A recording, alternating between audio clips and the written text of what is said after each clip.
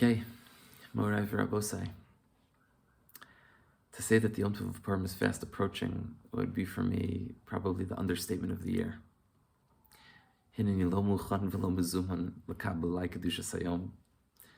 I, like so many of us, undoubtedly feel underprepared to receive the holy awesomeness of the day of Purim.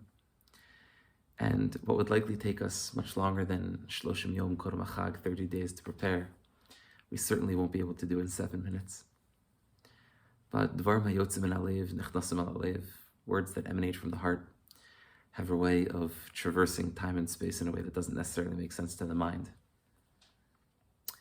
There's a Torah from the Rebbe of Chust, the Rug Sabosim, Zuchasigen Aleno of Moshe Grunwald.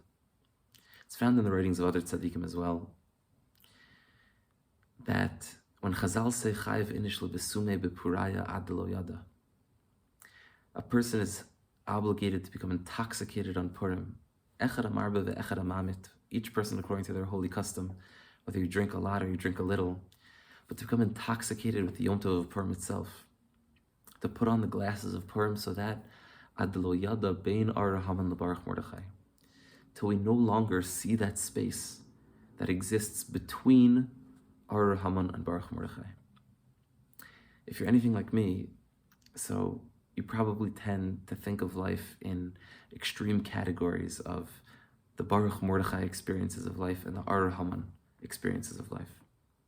They're the moments that we're proud of, the moments where we stand in front of Hashem in our derech avoda, like Bnei Aliyah, Benos Aliyah, putting on tefillin, lighting Shabbos candles, saying a kind word to somebody. And then there are the moments that we lose ourselves, self-destructive behaviors, negative emotions that overwhelm us, that correspond much more to the Ar Haman part of life. But so much of life falls into neither of those categories. Where does a person put picking their children up from school or dropping their children off at school? Driving to work or coming home from work, preparing a meal, eating a meal, doing a term paper if that's the stage of life you're in. None of those fit neatly into the extreme categories of Baruch Mordechai, Ar Haman. And during the rest of the year, that's the way that we generally live. We have the opportunities to stand before Hashem in our frontal observance of mitzvos, and we have those things that every Yid knows they have to try to stay away from. But on Purim, the space of Bein Ar Haman LeBaruch Mordechai, we have to come to a place where we don't know that space anymore. Ad de lo yada, until we don't know anymore about this place that's called Bein Ar Haman LeBaruch Mordechai, between the space of Ar Haman and Baruch Mordechai. Everything needs to be tilted into the realm of Kedusha. The eating and the drinking and the merrymaking together all becomes subsumed under this general umbrella of Kedusha. Vayhi b'mei Achashverosh hu Achashverosh. Achashverosh is the one who comes 15 times in the Megillah. We find the word hu.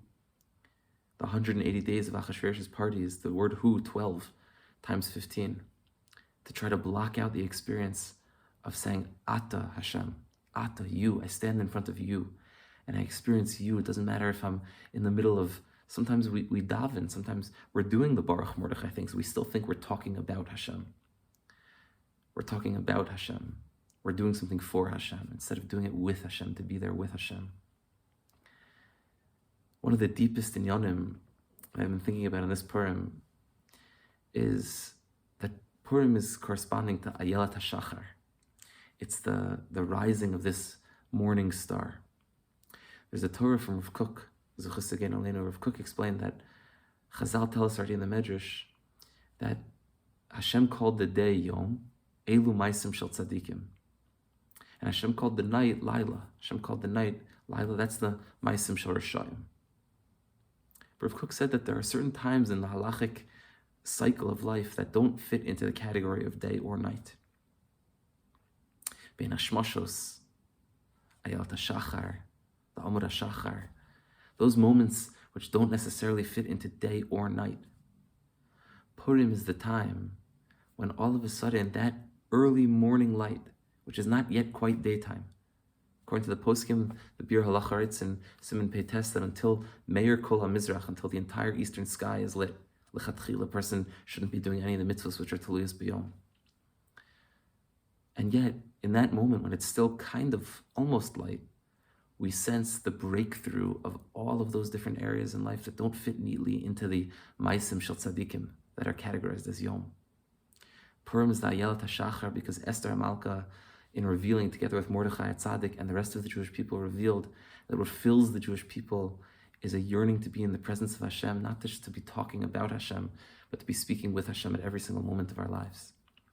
May Hashem help us to wear the glasses of Purim, to get to the place of Ad Lo Yada Bein Ar Haman Baruch Mordechai, to have the morning star rise in our lives in a way where we don't say anymore who. All the Hamelechs of the Megillah become the Rabbon Shalom clear and simple. When Esther walks into the place of Achashverosh's palace, it's the Kohen Gadol walking into the Kodesh Kodashim, standing in front of Hashem and saying, Ata, you. This is the avoda of Purim, and I want to bless every single person who's here joining us in this virtual chabura, which seems to be the new normal. That in Ritz Hashem we should be zocha to get together, to be with each other, not to just be talking about each other, but to be able to say to one another, Ata, you, to another person in our lives, to turn to our spouses, to turn to our children, to turn to our friends, and to be able to say you, and not to just be talking about each other from within our own separate Daled Amos in our own houses. And from that place of Ish L'Re'ehu, Matanos L'Avyonim, Ish L'Re'ehu, to be able to give each other a proper Shalom Aleichem, we should be able to stand in front of Hashem and say, Ata, you Hashem, Ata Hu Elokeinu, it's you Hashem that we've been waiting for. It's you the one who we've been waiting for all along. Ein lanu melech ela ata, we're not waiting anymore for all those melechs of Achashverosh which are taking the place Hu Achashverosh, but we're trying to stand in front of you Hashem. Wishing everybody a good Purim, and I look forward to being able to, for praying together in person, to be able to say Ata to each and every one of you. Chaim.